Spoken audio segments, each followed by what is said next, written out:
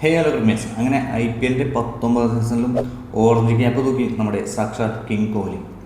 5 മാച്ചുകളിൽ നിന്നായി 228 റൺസാണ് പുള്ളി ഇതുവരെ നേടിയത്. അതിൽ 57 പുള്ളിയുടെ ബാറ്റിംഗ് ആവറേജ് വന്നത്. 158 സ്ട്രൈക്ക് റേറ്റിൽ 25 ഫോറും 8 സിക്സുമാണ് ഇതുവരെ അദ്ദേഹം നേടിയത്. ഇന്നലെ ലക്നൗ സൂപ്പർ ജയൻസിനെതിരെ നേടിയ 49 റൺസാണ് വിരാട് കോഹ്ലി ഓറഞ്ച് ക്യാപ്പിനെ അർഹനാക്കിയത്. എന്തായാലും ഈ ഒരു പ്രായത്തിലും ഇങ്ങനെയൊക്കെ ഫോം കണ്ടിന്യൂ ചെയ്യാന്ന് വെച്ചാൽ നിസ്സംശയം പറയാം, such A got of Indian cricket എന്ന് നമുക്ക് വേണമെങ്കിൽ ഉറപ്പിച്ച് പറയാം. ഇന്നലെ ലക്നൗ സൂപ്പർ ജയൻസിനെതിരെ മൈനർ ഇഞ്ചുറി ആയിട്ട് ഇമ്പാക്ട് പ്ലെയറായിട്ടാണ്, അതായത് ഫീൽഡിലൊന്നും ഇറങ്ങാതെ ഇമ്പാക്ട് പ്ലെയറായിട്ടാണ് ഇന്നലെ വിരാട് കോഹ്ലി കളിച്ചത്. എന്നിട്ട് പോലും ആ ഒരു ബാറ്റിങ്ങിന് ഒരു ചെറിയ ഓട്ടം പോലും പറ്റാതെയുള്ള ബാറ്റിംഗ് തന്നെയായിരുന്നു വിരാട് കോഹ്ലിയുടെ.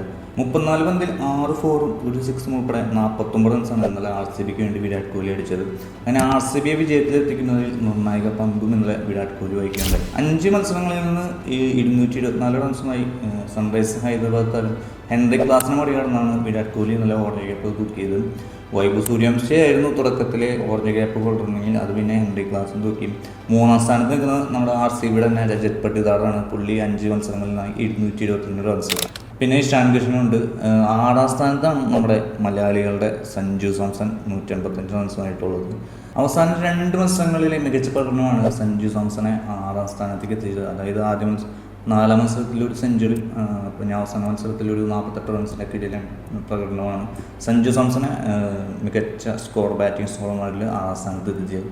അപ്പോൾ 5 മത്സരങ്ങൾ കഴിഞ്ഞിട്ടുള്ള ഓറഞ്ച് ക്യാപ്പ് ഇങ്ങനെ മാറി മറിഞ്ഞൊക്കെ വരും.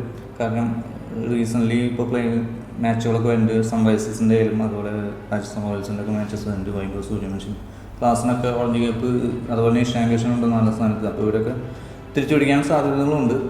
പിന്നെ ഇന്ന് മുംബൈയും പഞ്ചാബാണ് മത്സരം നടക്കുന്നത്. മുംബൈ പഞ്ചാബ് മത്സരത്തിൽ ഒരു താരം പോലും, അതായത് ആദ്യ 10 സ്ഥാനങ്ങളിൽ ഒരു താരം പോലും ഇല്ല എന്നുള്ളതാണ് മറ്റൊരു ഇൻട്രസ്റ്റിംഗ് ഫാക്ടർ. അപ്പോൾ ഈ സീസണിലും നമ്മുടെ റൺ മെഷീൻ വിരാട് കോഹ്ലിയുടെ പടയോട്ടം തുടരട്ടെ. ഓറഞ്ച് ക്യാപ്പ് ആ തലയിൽ തന്നെ ഇരിക്കട്ടെ, ഒരു കിരീടമായി അലങ്കരിക്കട്ടെ എന്ന് നമുക്ക് ആശ്വസിക്കാം. അപ്പോൾ അടുത്തൊരു എപ്പിസോഡുമായി വീണ്ടും കാണാം. അതിനു മുമ്പായിട്ട് നിങ്ങൾ വീഡിയോ ഇഷ്ടമായ ചാനൽ ഒന്ന് സബ്സ്ക്രൈബ് ചെയ്യുക, ലൈക്ക് ചെയ്യുക. അപ്പോൾ അടുത്ത വീഡിയോ കാണാം.